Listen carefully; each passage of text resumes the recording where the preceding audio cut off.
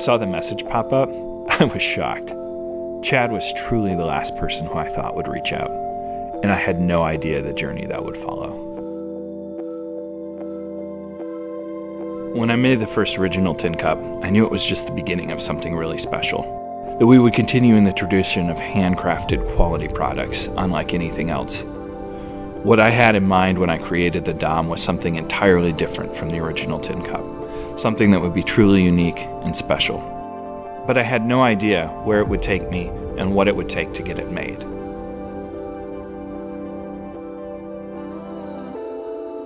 I had recently started noticing all the original tin cup stuff, and I was like, what is he doing? And I think this is super cool. I mean, regardless of who's doing it, I thought this was really neat. And it's something that's gonna last, and that is what is so cool about it. Chad explained to me that they really created a shop in Superior Manufacturing that could prototype literally anything. And with the cups that we had and the success that we had, he wondered if there was a way that we could make a cup together. Things that were made, you know, in the 50s and 60s and 70s were made so well that if you can replace the consumable parts, it's still a perfectly fine running machine. When you start to look at, you know, like what Nate's done with this cup, it's not plastic. I can run this over with my truck. I can, you know, you can set it in a fire. You could boil water in it if you wanted. When you create a product that lasts, the thing is it becomes a part of you. It's a part of your story. I wasn't prepared for such an unexpected collaboration. It truly came out of nowhere. In high school, I really struggled. I don't think it was too different from anyone else, but for me, I had a hard time fitting in. I was always nervous about what people thought about me. I would say and do anything to get people to like me. And I always felt like I got picked on just because I was trying to fit in. Chad and I ran in the same circles, but I didn't feel like we were really close. He was better friends with a couple of my friends, and so you know, I kind of knew him through other people. We had some classes together. He's just one of those guys you knew. Everyone that graduated in our class knows who Nate Blury is. When you're younger, you don't think about, you know, you make some passive joke that everybody thinks funny, but you don't know what happened at his house today. High school's hard for a lot of people, you know. Really nervous to go up and see Chad.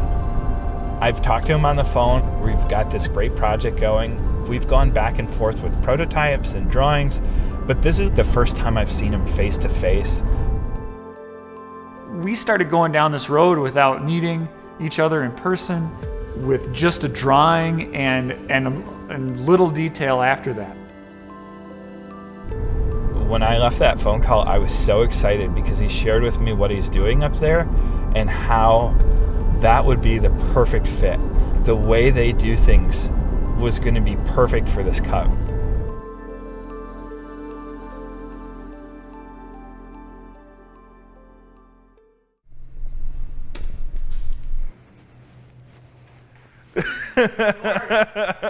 How are you doing, my friend? Good, I'm doing the hug. We're doing the hug. Brother's got a hug. How you doing, man? I'm good, man. Good to see you.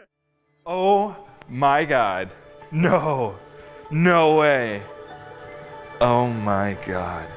This is incredible. You know, I've always said that like our products aren't stamped out by the millions, that they're 1 in a million. We put so much heart into everything that we do.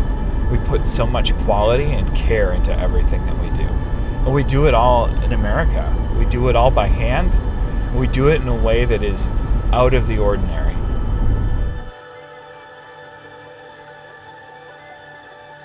I mean, so the same guy that welds the bottom on this cup, you know, is building a 40-foot gooseneck trailer for hauling shipping containers, you know, in the same day. Thank you so much. You know, I mean, I feel like, I mean it so genuinely. Like, thank you for reaching out. Chad's company is all about restoring things and making them new again. And he didn't realize that when he reached out, that he was restoring an old relationship and turning it into something new. Reuniting with Chad 400 miles north in Marquette Sailing with him on Lake Superior and discovering the ways we had changed and grown and found our own success, and collaborating with him on the Dom is all part of a story that I'll never forget. Well, Should we cheer? man, Yeah. here's to the cup and some really delicious rum.